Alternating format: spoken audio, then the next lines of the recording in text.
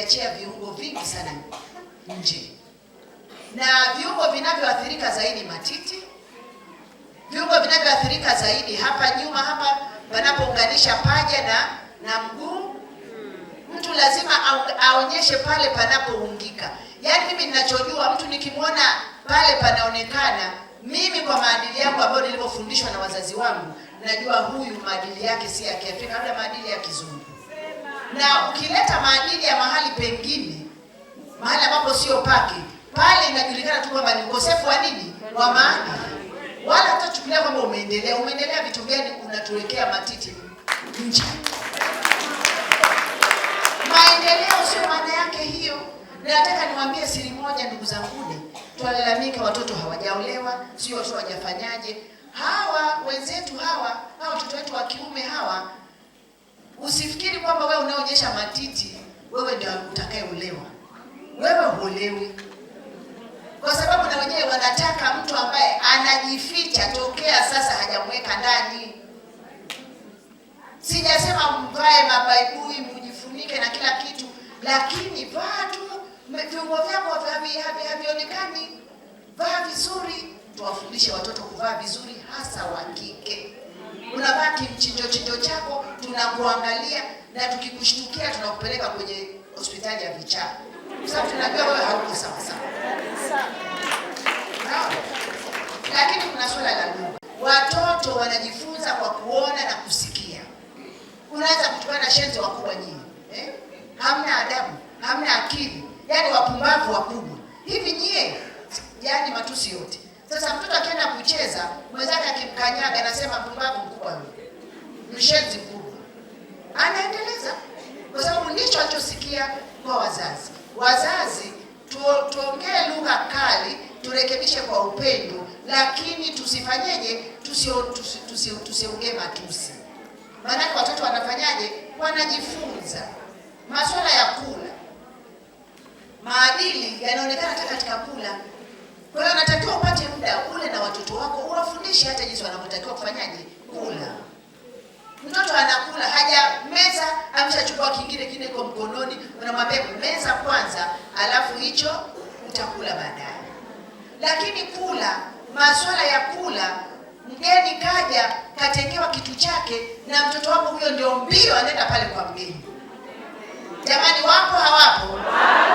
Sisi wenye vijukuu, sisi wenye vitoto vidogo, mgeni katengewa soda yake, na yeye kesha kimbia mara moja, pap, kaenda kuleta kikombe. Si ndivyo? Kesha leta kikombe, yuko pale, kaenda kikombe pale, anajizungusha pale, anamwangalia mgeni, anajizungusha. Wapo au hawapo?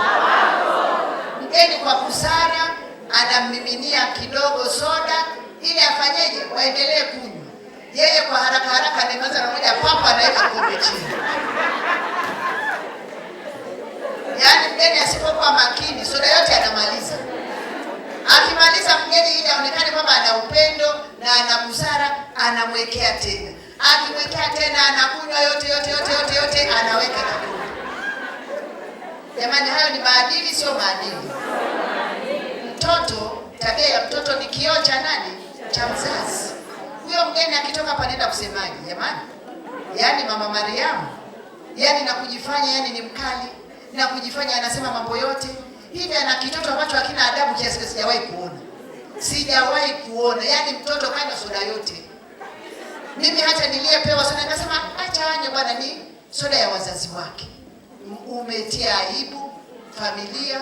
Hata siku nyingine akija anasema hata jamani tukuleteni ni soda, sema msiletee soda, niko sawa. Maana hata soda akiletewa mtoto atamaliza yote. Yaani ndio utaratibu. Akina mama oye. Sasa ninapoeleza haya mambo, na wewe endelea kujitafakari. Unajua una kahadija kako pale, una kajoni kako pale, ambako tabia zake unazijua wewe mwenyewe. Nenda kazirekebishe hizo tabia za kahadija kako pale nyumbani. Kwamba mgeni kaja, watu wanaongea kamesha kuja pale katikati. Hiyo hata mimi naijua. Yaani hiyo ni uongo. Ndio hivyo. Baada ya kuambiwa tutonenda kwamba jamani katoto kana akili hapa.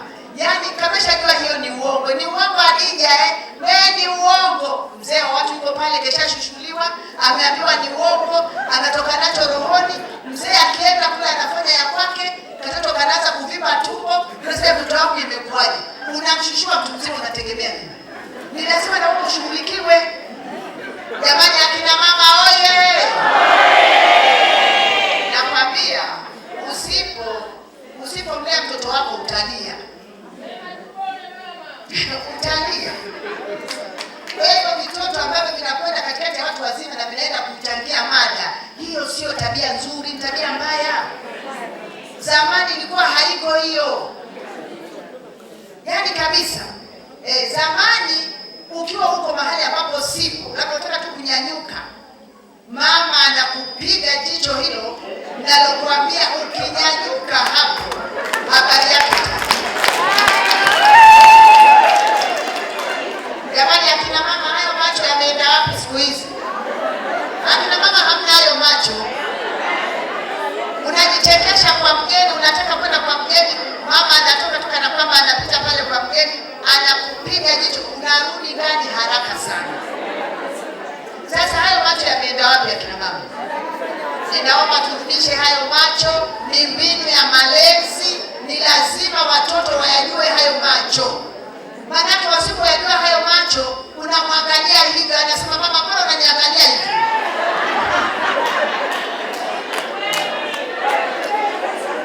Wanawake oye! Sasa pale inabidi ujichekeshe, na wewe na nimekuangaliaje? Bora ni sawa sawa tu. Lakini umeshamwangalia kwa sababu hajui hilo jicho.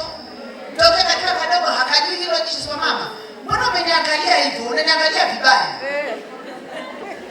Jamani, tunayo kazi kubwa, lakini ni kazi ya kina mama.